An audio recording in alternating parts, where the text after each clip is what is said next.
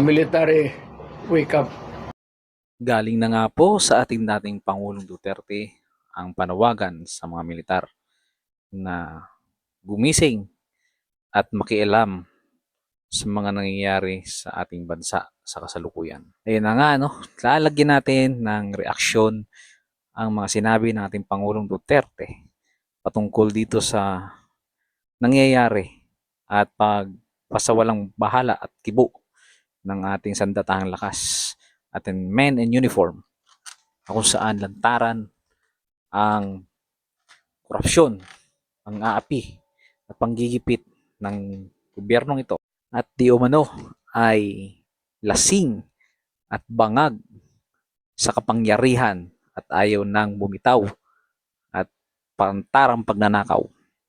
Panoorin natin ang mapahayag ng ating dating Pangulong Rodrigo Roa Duterte. Sir, there are observers no, from other countries. Hindi ganito yan. There's a silent martial law in the Philippines. Yeah, correct. Yan. Ang tao ngayon wala nang mapuntahan. Kasi kay July ka. Biro mo, there was an order at a certain point yung the other night, dadalhin siya sa correctional institution. Kung natuloy nalagay siya, saan siya magtakbo? Hindi magagalaw itong Supreme Court kasi separation of powers. Lalo na Malacanang kasi tambalos-los bata niya. So itong tao walang matakbuhan. Yan ang sinabi ko.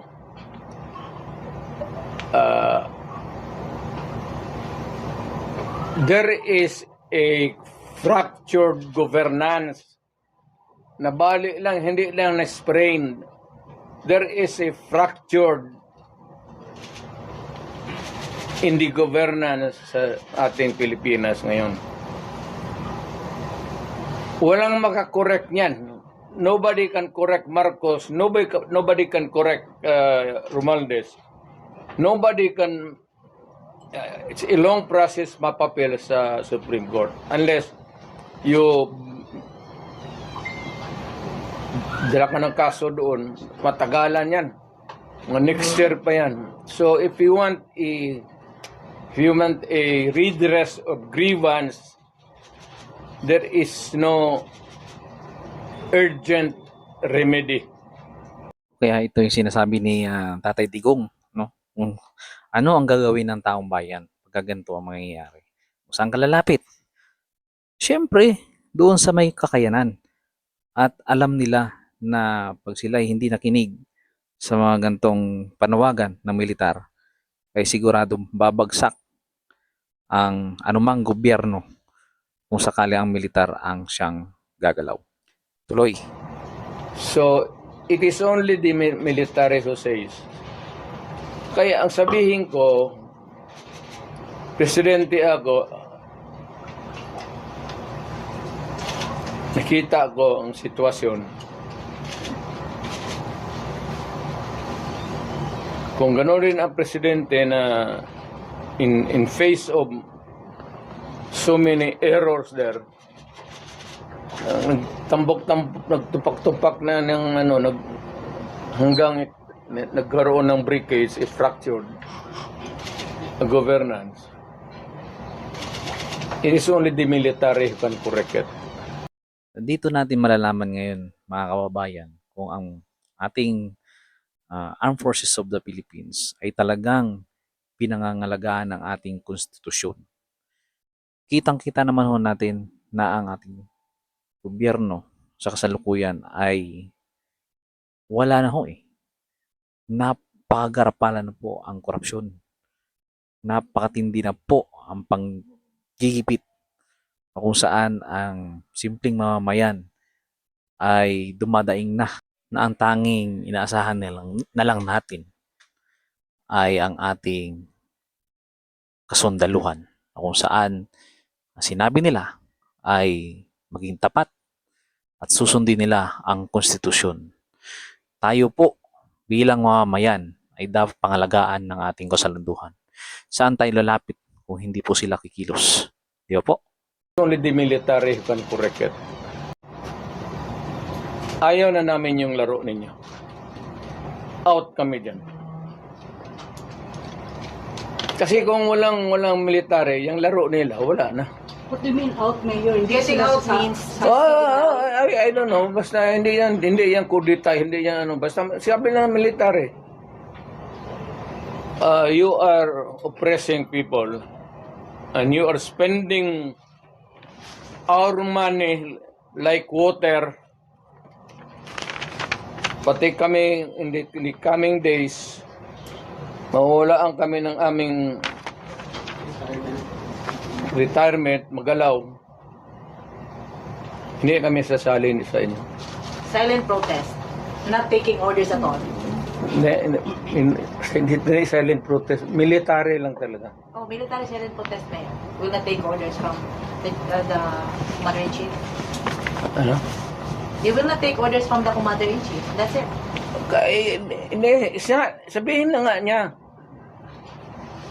Sir, wag mo kaming isali. Pati kami, ang maasawa ko nagtrabaho sa gobyerno, nakataya. Tingnan mo naman yung pera. Kinuha ninyo sa GSIS, PhilHealth, 89. Ito doon sa Amo survey. Pero Pinagbili nila, saan itong pera? 25 tons of gold reserves natin sold amounting to 129 billion.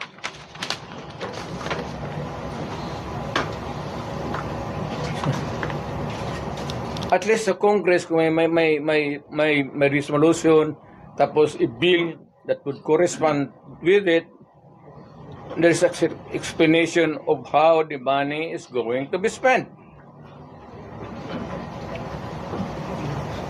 Pero ito, paano ito ngayon? Sila lang nakaalam nito. Yung Maharlika, sila lang nakaalam nito. Walang participation ng people dyan, pati ito. So, ganitong 25 tons. Alam ba ng military yan? Hindi sabihin nila, kung wala hindi na kami sasali ng laro ninyo. Pero Mayor, para gagawin nila? play safe naman ang How do military you describe ngayon. the military? Do you think si Browner po ay mag-react nito?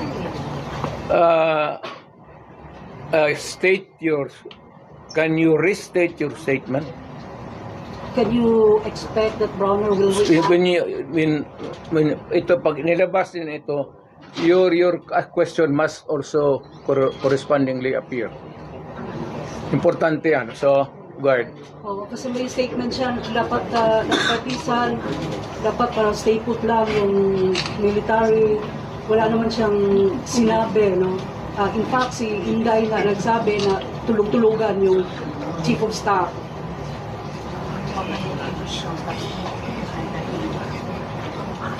Ano daw, makakatulog yung AFP chief of staff. Billion yung nawawala. Matagal na siyang natulog. Alam niya yung commander-in-chief niya nagdudruga. Noon pa yan, alam na ng lahat. Baka siya lang ang hindi. Ang mga polis. Kami ang taga Davao, alam namin si Lagdameo nagdudruga. Kasi kasama namin siya palagi dito sa diyan kay Pedro. Kaya yung sip-on mag-usap kami, yung sip-on Lagdameo magtulo yan. Hindi niya alam nagtulo yung sip-on niya. Minsan gano'n na lang yan.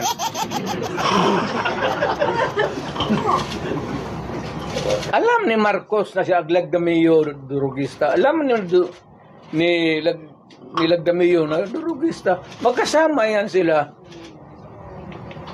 sa hit-hitan. So, another appropriate question would be, yung ito with sincerity. Kayo bang mga military pati police, would you still continue to support a drug addict?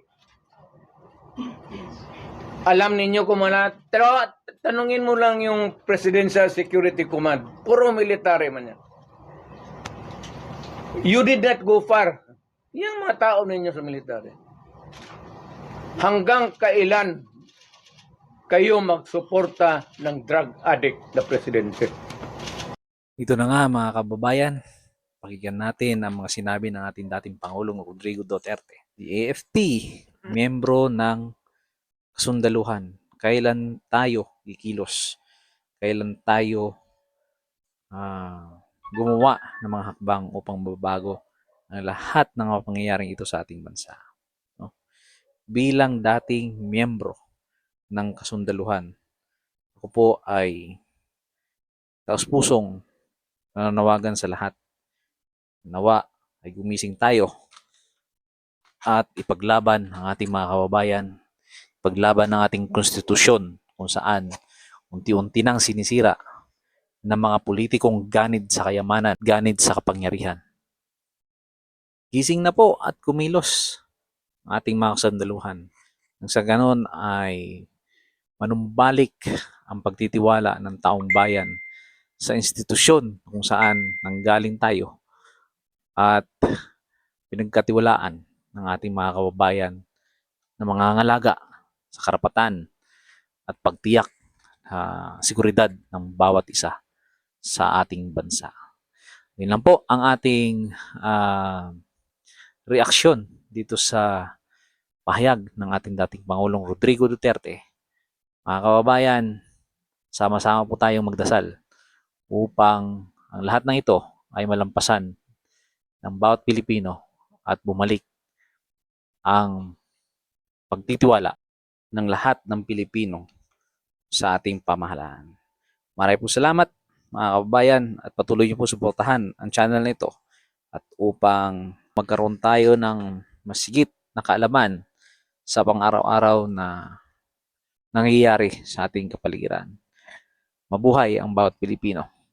Magandang araw po mga kababayan.